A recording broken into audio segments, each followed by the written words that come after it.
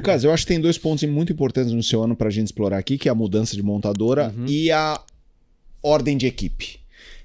Vou começar por esse até, porque eu acho que a história da mudança de montadora deve ter durado mais tempo, considerando a negociação, a troca. O anúncio foi só no fim do ano, mas acho que o acerto já era anterior, o impacto disso dentro da equipe antiga, a Toyota, e a mudança e tal. Mas a ordem de equipe, descreve, porque assim, o fã de velocidade está acostumado com ordem de equipe, mas no rally é uma expressão que quando você ouve, você fala, ué, mas não larga cada um numa hora? Que ordem de equipe? Deixou passar, encostou no box, entendeu? Teve um drive-thru. Como que é uma ordem de equipe no rally? Como é que foi o que você passou? E o que te fez tomar a decisão que você tomou? Boa. Assim, a gente estava na 4ª etapa do Mundial, que é a penúltima etapa, em Portugal. No último dia, cada etapa do Mundial tem 5 dias, né? Então, como se fosse um final de semana de Fórmula 1, que os pilotos correm 5 vezes. É uma etapa do Mundial pra gente. E a gente chegou no último dia, eu liderando a etapa por 50 segundos. Hoje no rally tá tudo assim. Antes era hora, depois minuto, agora é segundos. E eu cheguei por 50 segundos. Só que eu cheguei em terceiro no campeonato, até ali. O meu companheiro de equipe em segundo, que é o Henk Lategan, um sul-africano, e o Nasser em primeiro. E no dia anterior, né, para a última etapa, a equipe falou, olha, a gente acha que a melhor estratégia é você tirar o pé. Então aí que eu trabalhei em equipe, né? Ou a ordem de equipe, eu passear, tomar esses 50 segundos, perder essa vantagem de 50 segundos, e o Henk ganhar a prova, soma mais ponto e vai mais próximo do Nasser para a final. Então essa foi o racional. Só para entender, no começo da entrevista você falou que são distribuídos pontos. Os pontos são no fim da etapa. Os 5 dias é o que define a diferença de tempos. Quem termina no 5º dia à frente é quem soma mais pontos. Exato. Só que você tem bem pouquinho. Você tem 5, 4, 3, 2, 1 por dia. Sim, pontos extras. Pontos extras. Tá bom. Mas que o que vale mesmo você ganha é o geral da etapa, né? Depois dos 5 dias.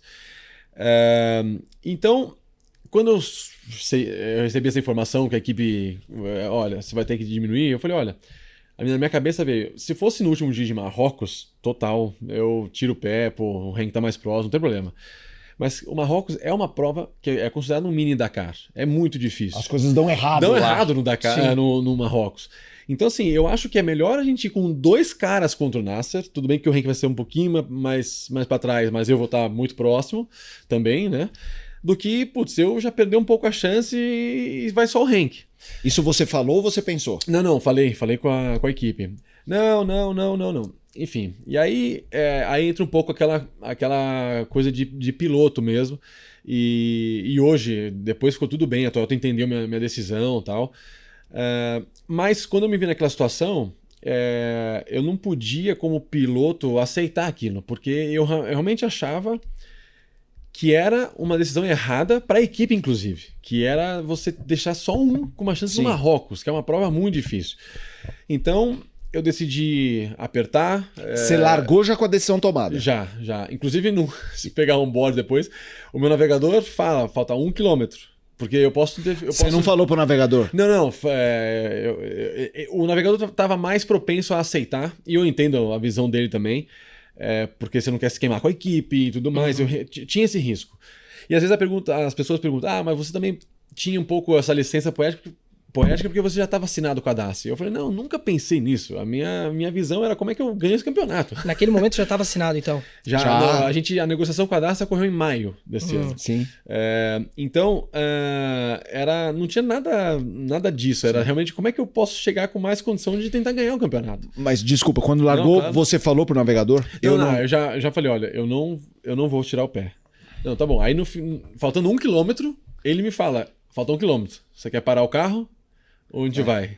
Eu acho que ele também deve ter feito isso pra ficar registrado. Foi ele, hein? Eu falei. Exato.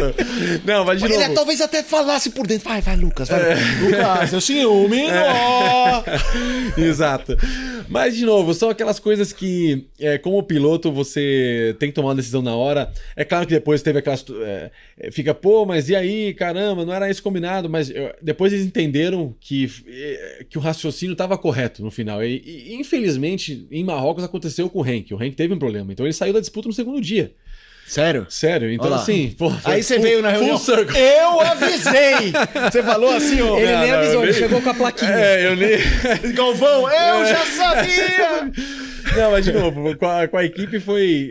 depois ficou tudo certo e ficou tudo bem. É claro que tem esse estresse, mas como piloto... e outra, eu tava disputando para ganhar minha primeira etapa. Eu não tinha ganho uma etapa ainda do Mundial, uma completa. Eu tinha ganho dias, mas não a geral dos 5 dias. Então, e em Portugal, porque é um lugar que eu gosto muito, e estavam todo mundo torcendo pra gente, obviamente, então tinha todo esse histórico. E, enfim, o piloto não dava pra aceitar e a gente acelerou. O seu companheiro ficou bravo ou não? Na hora, sim. É que na hora ele achou que a gente tava assinando um pouco a nossa... Cara, nenhuma equipe vai contratar a gente porque nós não somos team players. Isso o navegador. Isso, não, o navegador. Tava me falando o sul-africano. Não, no final, assim, ele falou, pô... Mas eventualmente você podia ter me avisado e tal. Eu falei, pô, mas assim, você também em nenhum momento você levantou a mão, não, deixa eu disputar. Ele aceitou tranquilo. E eu já falei isso pra ele, hoje a gente dá super bem também. Então, no final ele entendeu e deu tudo certo. Mas o navegador então tava temendo pegar mal no mercado. Ele tava... E é entendível essa visão também. Eu falei pra ele, cara, eu respeito e que bom que você tá me falando. É mais fácil pra você concordar comigo. Mas você tá me falando um outro ângulo que eu não tinha pensado mesmo. Mas, ao mesmo tempo, foi ao contrário pra mim. Eu falei, não, pô, eu acho que as outras equipes, a própria Toyota, vai entender que a gente tá aqui pensando no todo e que a gente quer ganhar o campeonato. Se eu estivesse totalmente fora da disputa, pô, é claro, eu sou o primeiro a tirar o pé. Nós somos team players, mas não naquela situação que os dois podem ir pra ganhar. Sim. E, então foi um pouco nessa linha. Não, é interessante ver isso. Nossa, eu tinha pensado uma agora que me fugiu da cabeça. Eu queria ir só por assim, trazendo então a mudança de montadora, que eu acho bem importante, porque assim, eu tava acompanhando a negociação de no começo do ano, primeiro semestre, já tá encaminhado, não fechado, mas enfim, você comentou que foi maio, né? E, primeiro, o impacto disso na Toyota. Assim, você já falou de cara, a Toyota ficou sabendo de cara, não ficou? Como é que foi essa tomada de decisão e tudo mais? Não, isso sempre a gente deixou muito claro, até com o Geraldo Rodrigues, que já veio algumas vezes aqui, ele... Parceiraço. Ele que é meu manager também, desde o meu começo profissional no Rally. E eu sempre pedi para ele, e ele também sempre atua dessa forma, de ser transparente, não cartas na mesa, não fazer jogo. Então, no bullshit. Exato. Então eu falei, olha, acabou a etapa de Abu Dhabi, que foi a etapa seguinte do Dakar, uma disputa muito grande, eu e o Nasser, a gente chegou com 1 minuto também de diferença pro último dia, ele acabou ganhando, eu fiz segundo. E logo depois a Dacia entrou em contato e a gente avisou a Toyota. E foi super fair, assim, a Toyota fez uma proposta, enfim, a gente tratou tudo isso com muita transparência, mas o que me chamou a atenção do programa da Dacia é realmente o carro, que eu acho que é um carro realmente muito especial que eles conseguiram construir, apesar que eu tomei a decisão sem guiar o carro antes, mas eu vi os resultados, e o Nasser, o Loeb, a Cristina andando, e óbvio pela estrutura que a equipe, o projeto em si, é um projeto muito ambicioso, como eu falei no começo, e a decisão foi realmente baseada nisso. A questão do projeto ambicioso eu acho curioso, né? Porque alguns dos nomes que a gente comentou aqui são seus companheiros de equipe. Agora é o Loeb, é o Oitia, tem a Cristina Gutierrez também.